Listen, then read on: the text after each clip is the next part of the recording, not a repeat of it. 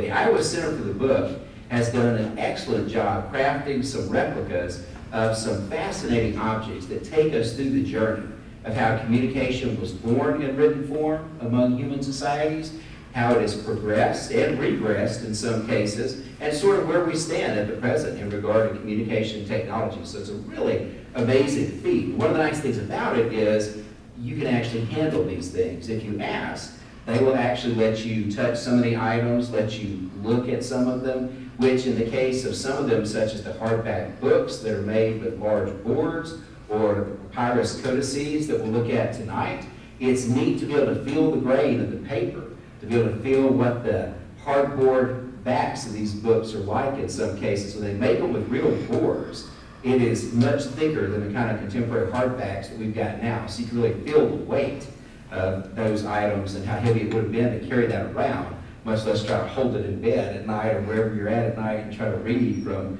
something that weighty. So these replicas are really neat, and the fact that they're replicas means that they resemble the actual items, but they can be handled, they can be looked at, they can be studied in ways that you can't really do with the actual objects. Some of the mystery was taken away from some of them when I discerned also that they were actually products that were acquired by the Iowa Center for the Book. For instance, in this case, I walked in and Julie pulled this out, and I'm like, wow, somebody took the time to actually, in meticulous detail, create this replica of the Rosetta Stone, even to the point where they seem to have the hieroglyphics accurate and the 2 strands of Greek there. I was pretty overwhelmed by that. I had this picture of some scribe in Des Moines bent over this object, crafting it painstakingly. Then I turned it over. I'm not sure if it's Michael's or Hobby Lobby, but there's somebody in some factory somewhere around the world that crafted this for one of our great art stores.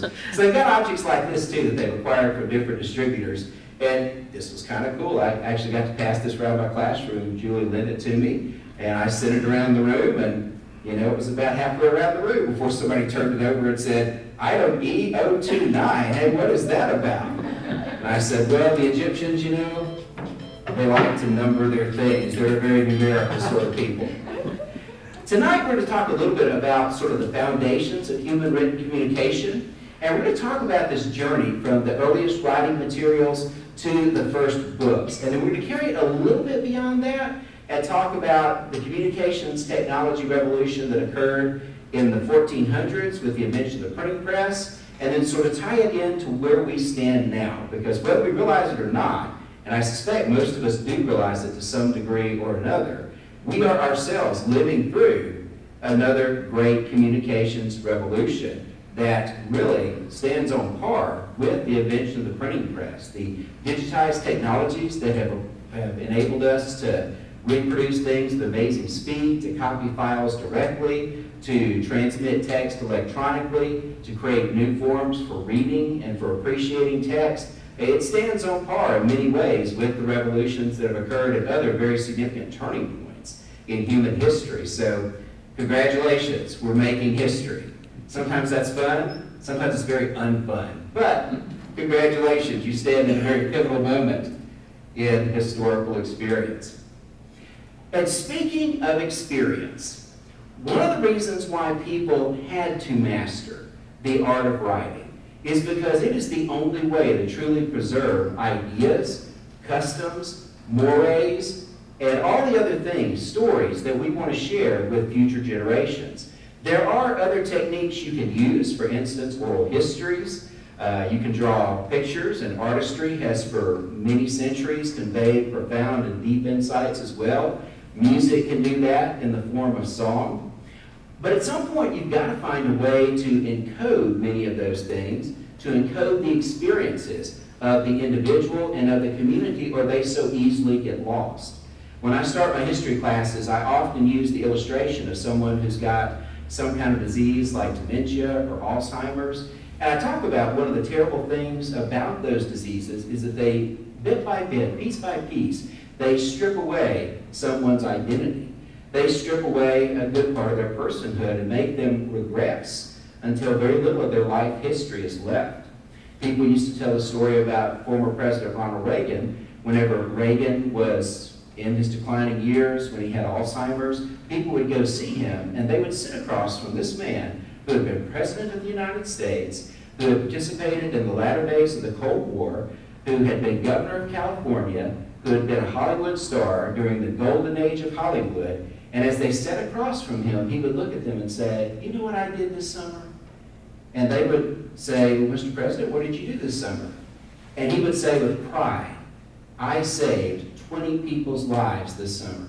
And what he was doing was regressing back to his days as a lifeguard in Dixon, Illinois, when he was in his early 20s. And he took such tremendous pride in that achievement, which was an achievement to be proud of. But here's this man sitting here who has been at the pinnacle of world power, and he doesn't remember it. That disease has stolen all of that life experience.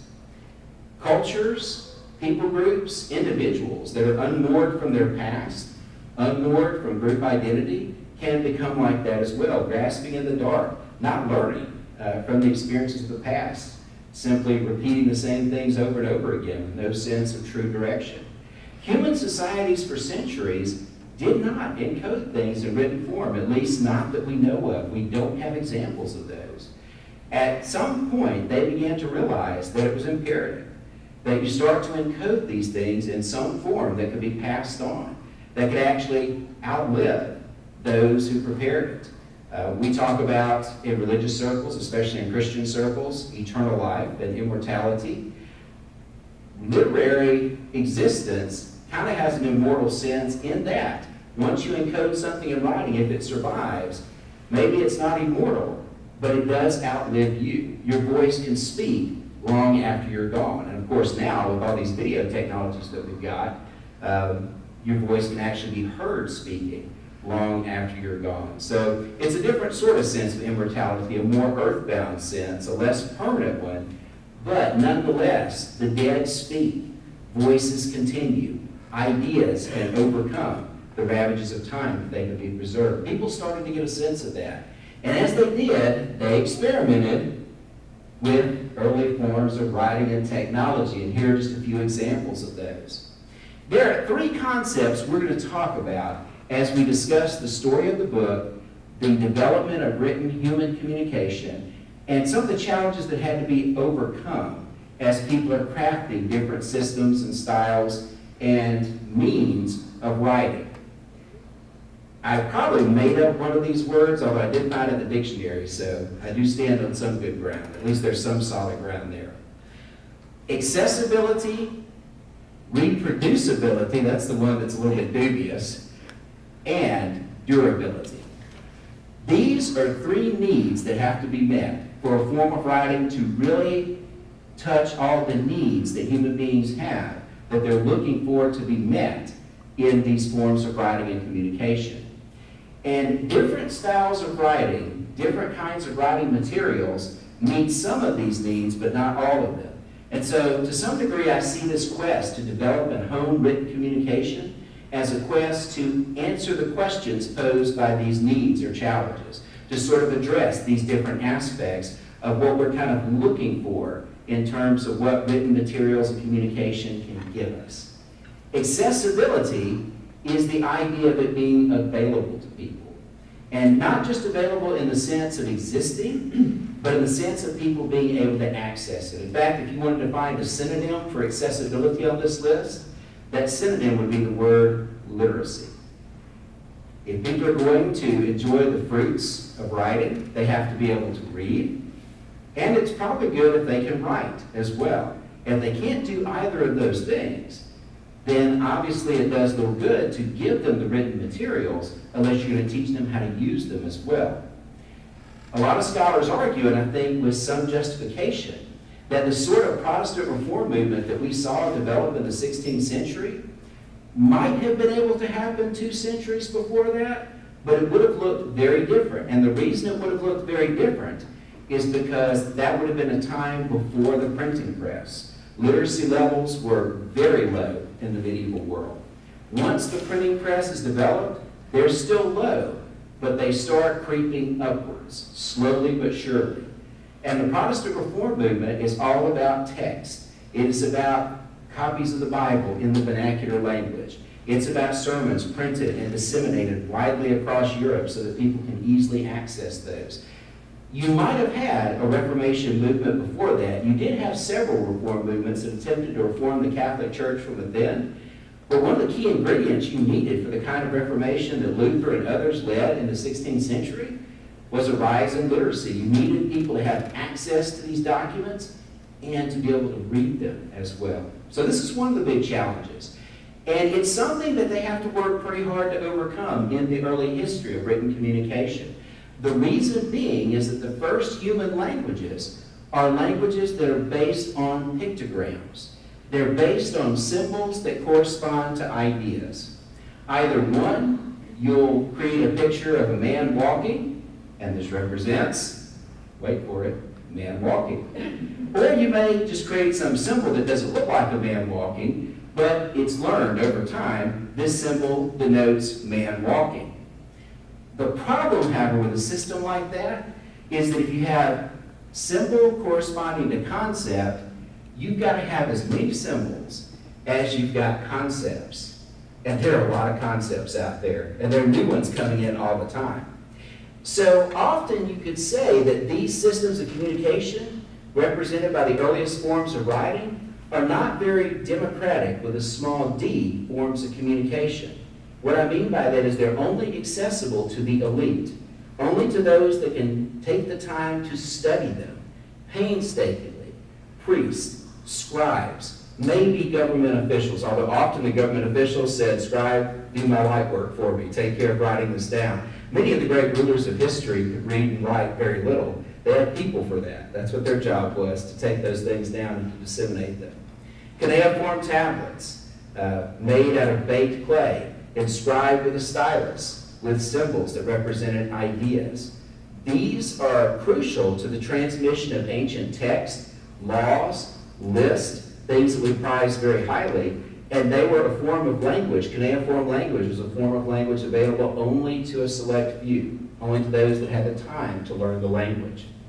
So accessibility, you've got to find some way to sort of democratize the language so that these written sources mean something. For millennia, for centuries, this is an issue that they're wrestling with. The people who eventually find the key to cracking this problem are a group of people known as the Phoenicians, or translated into English, the Purple people. They settled on this idea that you could take sounds, attach them to symbols, limit the number of symbols, and you would have interchangeable sounds you could use to create words. And that way you would sort of democratize communication by making it so that you had to learn very few symbols, which you could then rearrange and use, and you have the key to the entire language. It's not as hard for everyone to learn how you use the basic building blocks of the language. Once you get phonetic alphabets, you have the beginnings of the possibility of materials being understood and accessed by a greater number of people. Yes, sir? Is that why we call it phonetics, or is that just coincidence? That's why we call it phonetics. Yes. They give us our ABCs. And so that is exactly right. That is why we call it phonetics. That's why we talk about hooked-on phonics. We call them the purple people, the Phoenicians, because they had this purple dye that they sold, which was a lucrative trade. It was so rare that royalty really valued it, which is why royalty is associated with kingship in the ancient world. So yes, that is exactly why we use that terminology. So with them, you get this opening up of language. Look at these other two items, and we'll be referring back to them as we go forward. My great word, reproducibility. Boy, it's a weighty word indeed. And it's an important word. Being able to reproduce text is vital. Being able to make it available makes possible the accessibility of it. The more available it is, the more likely people will be trained to read it.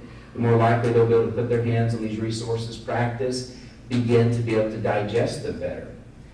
But reproducibility was a problem for a long time as well. Cuneiform, and I'm going to go ahead and shoot ahead one for cuneiform, it's the earliest system of writing and writing materials we've got. The greatest thing about cuneiform, aside from the fact that it just exists, it got us started on this path, is that it is also highly durable. You drop a cuneiform tablet on the ground, it shatters into pieces, but those pieces are still there because cuneiform is basically like a rock. So when they discovered the library at Nineveh in the 19th century, there are all kinds of cuneiform tablets waiting for us that have survived the ravages of time. They have got an ability to resist the ravages of time in a way that few other writing materials do. I joke with my students every semester that if they want to try to impress their significant other, they should order a cuneiform tablet online and give it to them for Christmas. You know, say something cheesy about how this comes to the beginning of time or whatever. I have no idea how many relationships are broken up trying to follow my advice. I try not to keep a record of that because, you know, that's just sad. But it is true, you can buy these things on eBay. They're durable. Pieces of cuneiform tablet, you can get them for like $15 on eBay. So they are highly durable. Who knows what you may come up with. You'll probably have somebody's list of produce that was brought in some Mesopotamian city, but you might luck out and get a little piece of the Epic of Gilgamesh. You know, you never can tell. It's possible. Dreams do come true every once in a while. So this one passes the durability test, but it does not pass the reproducibility test. It takes time. It takes special effort. You have to have specially trained scholars with a stylus to reproduce copies of cuneiform. Knowing that, many people endeavored to try to find a medium that was more reproducible, easier to disseminate. The Egyptians and other related peoples of North Africa began to experiment with using materials created from this plant that grew along the shores of the Nile River. The plant was called papyrus. And with this, they began to form something that's kind of akin to our modern day paper, although it's much rougher. They would also sometimes use vellum, which is animal skin. And the great advantage of this writing material is that it's easy to reproduce in that there are animals everywhere, and there was papyrus abundantly everywhere as well. And so they could create these documents in large numbers. The only thing is they're limited by one important factor. That important factor is it has to be reproduced by hand. And this is going to be a problem for reproducibility all the way through human history until 1453 AD, when Johannes Gutenberg perfects the printing press. Until then, everything has got to be copied by hand, painstakingly, with tremendous effort. And what it means is, in terms of reproducibility, you're never quite guaranteed the text is going to turn out exactly like the text before it. That is always a challenge because human error is always a possibility. And so you've got to be extremely painstaking to make sure a copy resembles closely whatever came before it. This is why in medieval monasteries, you have scriptoriums devoted to the copy of Scripture and other early Christian texts, because it is a very high calling and a very difficult task to reproduce even a few copies of the Bible by hand, make sure that they conform to the previous text. Monks devote literally their entire lives to this pursuit. This is what they do. This is their sole calling in order to transmit these documents to future generations. And so you're getting that phenomena, and eventually people will start taking papyrus and other cloth. They'll make also some cloth writing materials, and they'll roll them up, and they'll either have them as a rolled paper by itself, or they'll start inserting these little borders on the end, and they'll create what we know as the scroll, which is a very unwieldy piece of writing material, to say the least. You write on the front and on the back of these, and generally they're made out of cloth or a papyrus. You can read them in this direction, or you can read them in this direction, depending on how the text is written. And I'm not coordinated enough to really do this well. Basically, you have to keep unrolling as you go from page to page. You can only see one page at a time. And so you have to constantly roll it together and roll it back to expose new pages. And, just to make it even more fun, when you get ready to transition to the text on the back, you got to turn this thing over and figure out how to roll it all back again so that you can start over. The text is written on the front and on the back, but, you know, it's not very easy to access that. You have to flip the thing over completely. So you are using your space well, but it's a little complicated, a little bit unwieldy in the way that you have to hold it.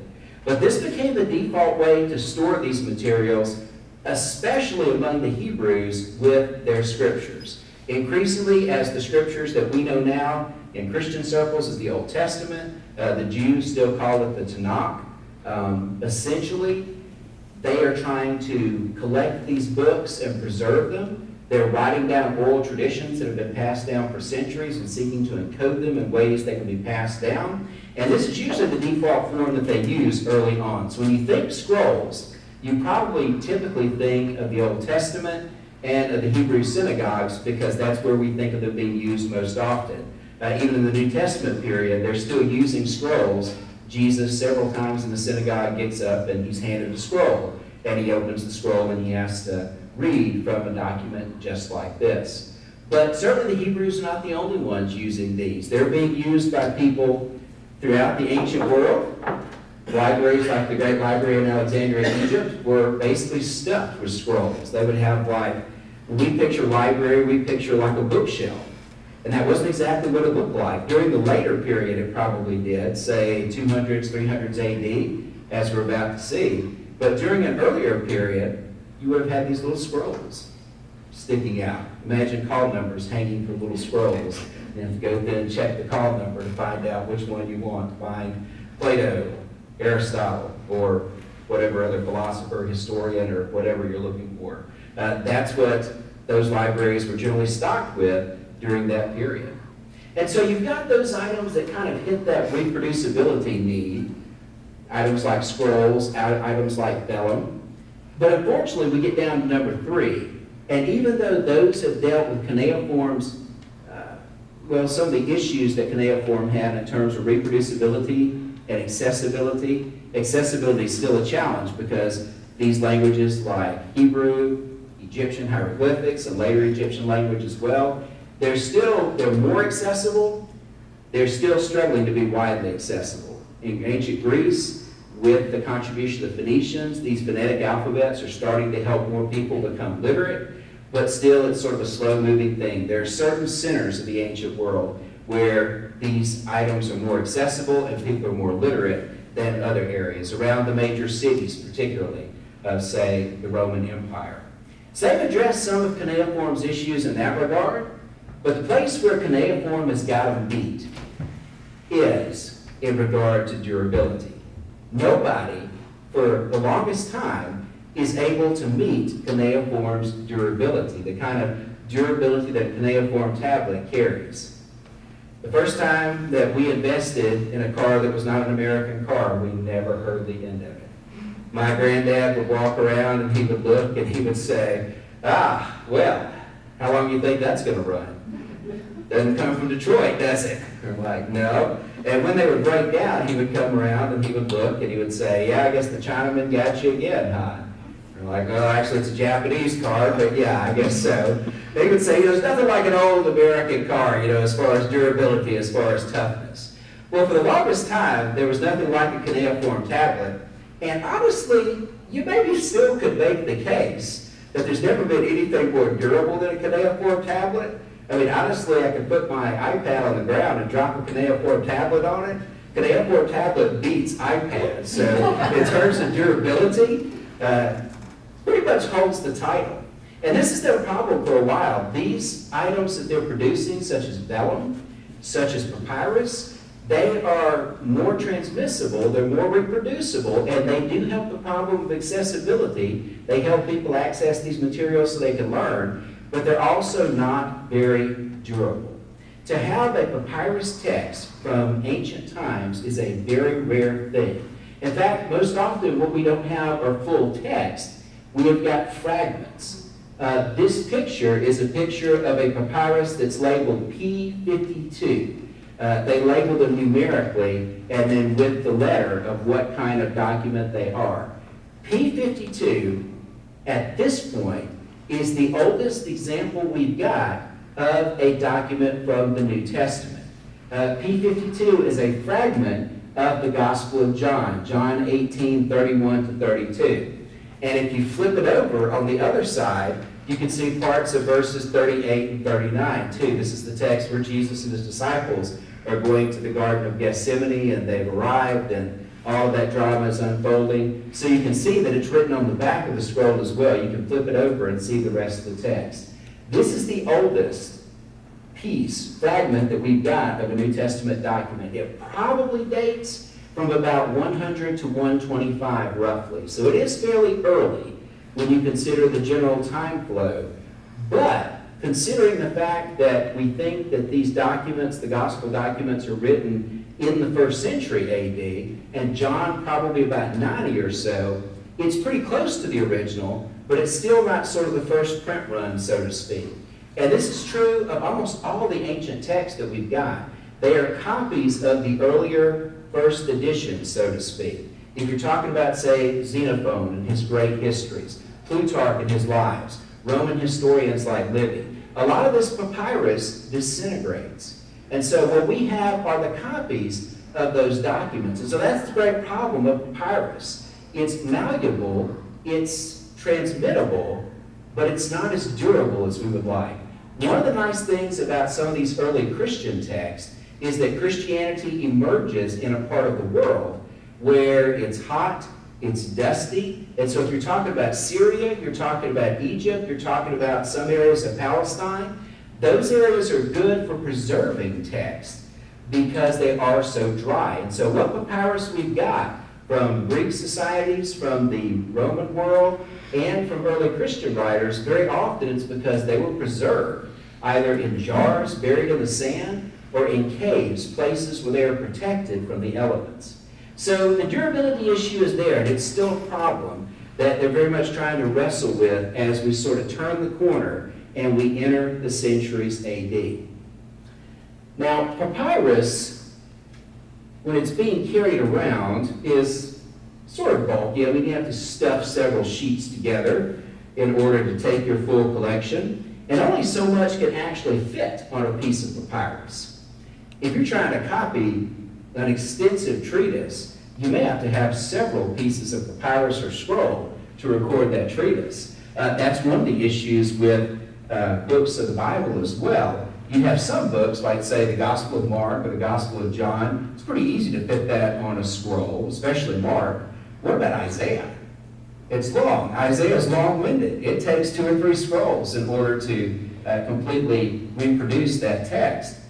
So eventually, sometime in the 1st or very early 2nd century AD, some brilliant minds start to think we could actually simplify this process of transporting these documents by finding a way to fold them together and put a binding around them. It seems like this started out with these sort of wax folios that ancient Romans were creating in the 1st century with like heavy wax that would bind the documents to something that almost looked like a 3-ring binder.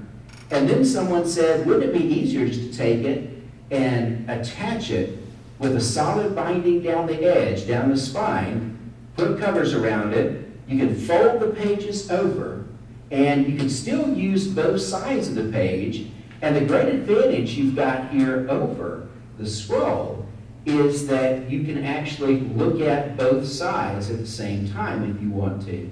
You can scan the page across, so you don't have to turn it quite as often. I would be sitting here unfolding all day trying to uncover new pages. Well, here you've got at least 2 pages exposed before you have to turn it again. You're welcome to handle this. This is part of the collection. It's an example of an early book. These books were known when they were first produced as Codices or a Codex. A Codex is essentially what this is. It's a piece of papyrus, several pieces of papyrus folded together to make what appears to us to be a modern-day book. And for all intents and purposes, it is. The biggest difference between the two is that a codex is a hand-written, hand-reproduced book, you might say. Today, really, technically, paperback books, they essentially are a codex, more or less. Hardbacks, not exactly a codex because they use some board in the creation of the covers. So technically not a codex, but more or less, it's the same concept, the same idea. What's written in this one is a copy of the Gospel of Mark, or of a few verses from the Gospel of Mark that they've reproduced at the Iowa Center for the Book. And you might want to take a look at this, not just to kind of feel the papyrus. You can feel the grain. but also to look at how this is written. Even our Greek students at Dordt University have no idea how good they've got it. You know, they read these Greek texts and they're like, hey, I'm reading the original Greek. Nothing can stop me now. And what they're doing is admirable, but even those Greek texts that they're using now, some scholar took those and separated the words for them and made it so it was easier to parse, and even added verse markings and punctuation. The original Greek text, they have no punctuation, they have no breaks between words. You have to tell by context and by the sense where the word ends and where it begins. Translators and ancient scholars, scholars of ancient cultures, they have got their work cut out for them. They have to be trained extensively in how to read these sources, because a lot of the helps that we're accustomed to, they're just not present. This is the ancestor of the book. Yes, sir? I just wondered, when did the Codex first come about? The first mention we've got of one is by a Roman poet at the very end of the 1st century. So there's no definitive, document that describes exactly how they were produced, but they're being referred to by this poet. So we know that they're in existence as the 2nd century dawns, the 2nd century AD. Probably had it for a while at that point. Probably. I guess it would be probably early 1st century or so, maybe even as early as the late 1st century BC. You're getting some of those wax reproductions that I mentioned previously, and then evolving into this, essentially. Did they find it with anything in particular? I'm just kind of curious. String, animal sinews sometimes, and there are some adhesive products that they could use to do it, although you'll see how this one's constructed, more string or a kind of twine. That's more typically how they do it, because most adhesives they would have used back then, they would have lasted very long. They would have eventually come apart, so this is more durable back then. Definitely. Did you have a question too? I did, and I just wondered if Latin was the same way of being all together. I think I remember when taking Latin in high school, I thought my teacher told us that too, that the words were all together and they didn't have any punctuation. I believe so. Yeah, I believe the earliest Latin is. Now later on, ecclesiastical Latin, they do begin to separate it as they're writing during the medieval period, but I think during the classical period it is, which blows my mind. I've taken Greek, I have not done Hebrew, because just the very concept of it. I've stuck my toe in the water with Hebrew. I've learned the alphabet, I've done a little bit, but they actually do it still, reading it with the numbers running together, and yeah, that's a challenge. I take my hat off to those who are able to do that well. Oh, any other questions? What Yes, are all ma'am? the straps for? This is decoration. Oh. This is essentially bling. I mean, I guess you could use it for a bookmark, but it's a really good question because it illustrates something fundamentally important about this again in terms of reproducibility. Even though more people are learning how to read, the numbers are still low. And it's even lower for those who can afford to acquire the items that you're going to read. So if somebody reproduces these texts, they're probably doing it for a wealthy patron. And so they would make them decorative. These are prized items. These are not just mediums to read and comprehend ideas. They're a status symbol. My daughter is not a huge fan of reading. She's become a bigger fan of reading over the years.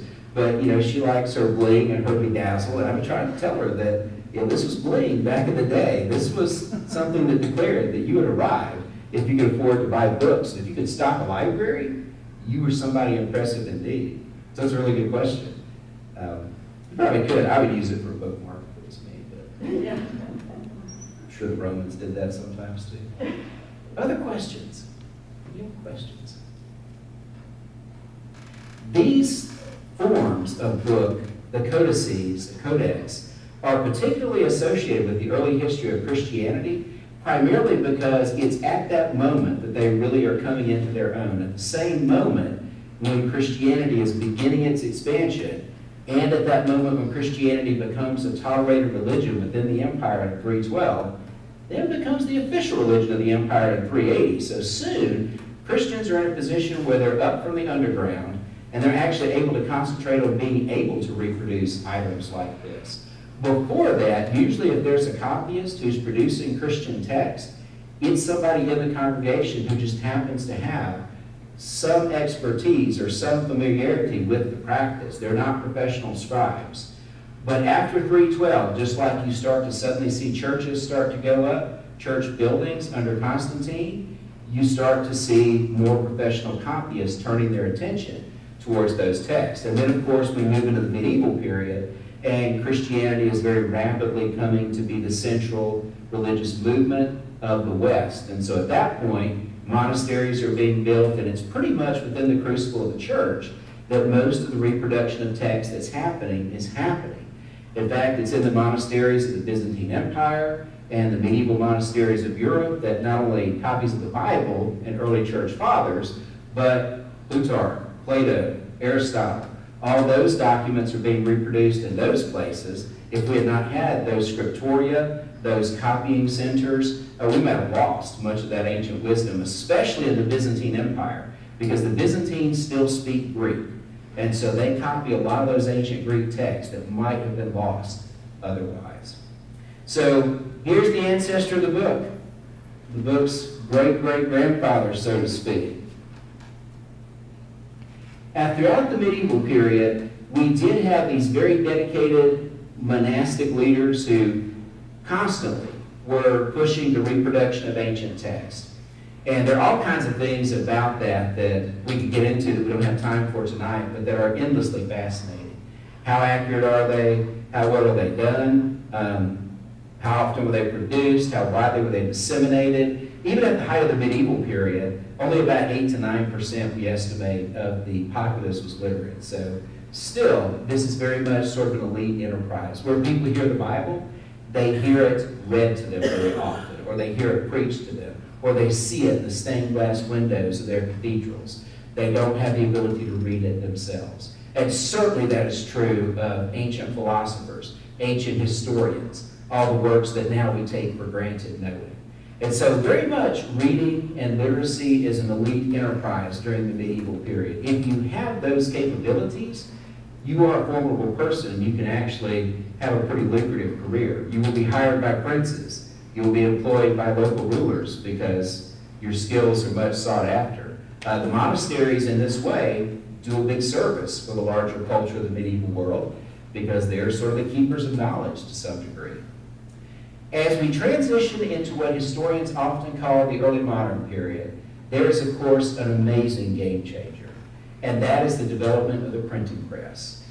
A German goldsmith by the name of Johannes Gutenberg is one of the first to perfect what we know as the printing press. There were actually several who were working towards it at the same time, and it's always interesting to see who ends up getting the credit for it, because there'll often be many that will reach the same achievement very close to one another. In this case, there are about 3 or 4 other goldsmiths that are working on it as well, but Gutenberg is the one who manages to perfect the instrument to a usable degree and to publicize it by printing a version of the Bible, the famous Gutenberg Bible. And once you do that, of course, people are hungry to get their hands on a printed copy of the Bible, and so that cements Gutenberg's reputation as the man who's broken the code for printing. In terms of reproducibility, it is impossible to exaggerate how important this development is. We talked about the human element in copying before. The human element now is still there in that when you create the metal plates for a printing press, you certainly got to make sure you create them in a way that they reflect accurately the author's intent. But once those plates are created, you can make copy after endless copy of the same text. As long as you've got ink and time, you can make copy after copy after copy. The reproducibility is incredible compared to what they had known previously. Now, copies can be standardized in a way that they never could be before. When you and I are in a book club, we take for granted that the book we're reading is the same book that everyone else is reading.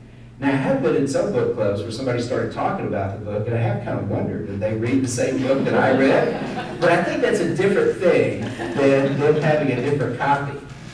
Now we take for granted we can have an infinite number of copies of the same book. Even more so now because you've got the Kindle effect. You've got digital technologies that can reproduce these in accurate files that look exactly like the one before. The only difference is the timestamp. It's about the only way sometimes you can tell the difference between one type of file or another. The printing press really democratizes communication.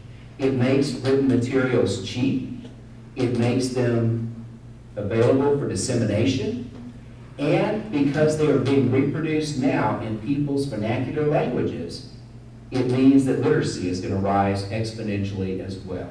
We see a very definite jump in rates of literacy during the 16th and early 17th centuries. And it's because of the wider availability of written materials. It's easier for someone to say, okay, you want to learn how to read?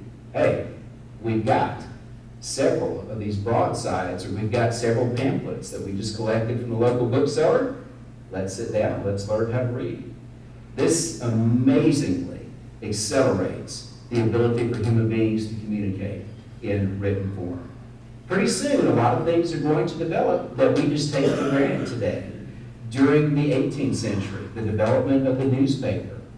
And pretty much about the same time, too, the development of the novel, which was kind of a novel form of communication in the early 18th century. Novels like Robinson Crusoe. It was a new sort of art form, and it began to catch on. And now, who can imagine the world without it? Fast forward to today, and we have our own communications revolution underway. There's no way to minimize the importance of some of the new technologies that have emerged only in the last 25 to 30 years. My kids, as we were talking about, Vinny and I were talking about earlier, they can't imagine a world without cell phones. They've never known one. I was telling him we're reading a Hardy Boy book one day, and this is one that came out in the 70s. It's one I had when I was a kid, and they stopped to use a payphone. And my kids are like, why would you do that? Why would you pay to use a phone? They had no concept of this. I had to explain. Back in the day, when the dinosaurs roamed the earth, we had to stop, and we had to put a quarter in this machine, and if we were lucky, we said everything we needed to say before they told us we needed to put more in. 25 or 30 years, which is not that long, no matter what younger folks say. It's not that long ago. That fast. The acceleration of the change has picked up exponentially. And it's kind of interesting how, on the one hand, we've accelerated so far forward, and we continue to do so, but on the other, we kind of go back as well. And we sort of regress to old styles that, we feel like serve us well in different formats. One example of that is demonstrated by my humble Kindle app. Now, I wanted to get one of these that would go both side to side and up and down. The one I got, actually, in this particular book, only goes side to side, so I've got a few that will go up and down as well. What do people call this? When you do this? Scrolling. Why do they call it that?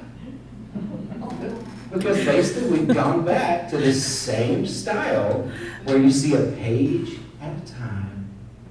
Or if you're doing it up. Oh, there we go. Did it make the jump? I felt like it did. I think it just crashed back down. It tried, though. It tried.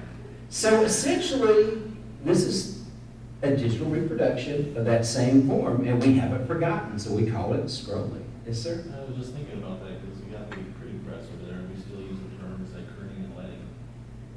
Absolutely. Yeah, absolutely. And, we could go through, etymology, looking at the origins of words is so fun, especially when it comes to something like this. So many things, we still use the old terminology for new things like that. Well, we are pretty close to our time. We're at about 7:50, and I do want to leave some time if you want to explore any of this stuff, that you can kind of touch some of these things and interact with them. Are there any questions anybody has got before we close out? Yes, sir. I don't know if you call it a blessing or a curse of being a historian. I was wondering your opinion on all of the things that only exist in electronic data form. Oh, yes. Going back to your very first slide, how does it pass that test? Yes. That is a big concern for historians, as you say, especially when we think about it in terms of emails, because we get so much mileage out of letters, like, say, a letter that Abraham Lincoln wrote, or even a letter that somebody a Western settler traveling across the country wrote at some point. And now those are emails. And who archives the emails? They say that what happens online never goes away, and some of us find that out to our great embarrassment at times. So it seems somebody somewhere has always got it, and even with these services like Snapchat, it seems like it goes up, it goes down, but somebody takes a screenshot and there it is. But there's a huge question about who's going to archive these things. And now, so much public discourse is taking place on Twitter. Who preserves the tweets? Who memorializes that? Because, we've got people, government officials, scholars, who are active on Twitter, and they're saying all kinds of important stuff that needs to be preserved. So there are already some conversations with the Library of Congress and other groups about how exactly that's going to be curated, and they're launching some projects to try to collect that digital material. But you're absolutely correct.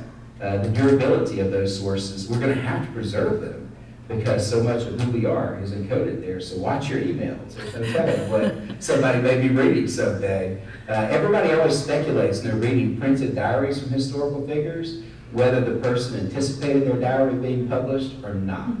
I'd say that most people that write one probably have a suspicion that somebody, if not just their family, is going to read it at some point. But people often speculate when these diaries are published and they're disseminated. Probably the big ones, Anne Frank. Did she ever imagine anybody was going to read that but her? She probably didn't, but she's probably the rare exception. I'd imagine most people have a suspicion that somebody at some point will get their hands on it. So you could be telling your story right now with each email you send. Other questions? Yes, ma'am.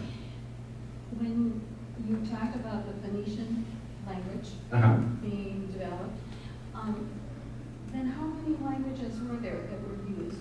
Greek, Hebrew? Oh, wow. How did they all develop, and at what rate?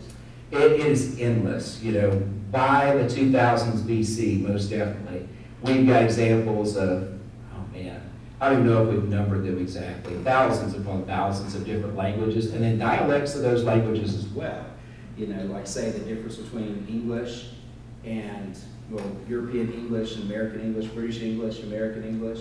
Just Greek, we've got a number of different dialects. In fact, on the Rosetta Stone, one reason why they were able to figure out how to read Egyptian hieroglyphics is because the top portion is hieroglyphics. The other two sections are two different versions of Greek. One of them was Demotic, which was kind of an Egyptianized form of Greek, and the other was a little bit closer to classical Greek. So we knew how to read the Greek, we could reason back, but there alone, within the Greek language, there are a number of different dialects. What you didn't have was a simplified alphabet, and in fact, one great story that connects with that is that for a long time, we had access to this language that was called Linear B from ancient Greece. It was being produced by people who lived in the Greek peninsula, like around, say, 1200, 1300 BC, which roughly would have been around the time of the Trojan War. And we couldn't read it for the longest time. And then at one point, some scholars started asking, could this not be a different form of Greek? And a lot of people laughed them out of the room because the theory was that the Greeks had not arrived on that peninsula until closer to the time of Homer, because we didn't have any examples of Greek before that. Well, he took the language and he started wrestling with Linear B, and what he figured out was Linear B was Greek without the influence of the Phoenician alphabet. It was before they had started trading with the Phoenicians, and they had discovered the advantages of those phonetic alphabets. So it really was a form of Greek. It was Greek written in a very different way, a more unwieldy way. So, yeah, it's amazing. Lots of different dialects floating around. Very much so. Any other questions? All right, well, thank you, everyone, for coming. I appreciate you being here tonight. Well, thank you very much.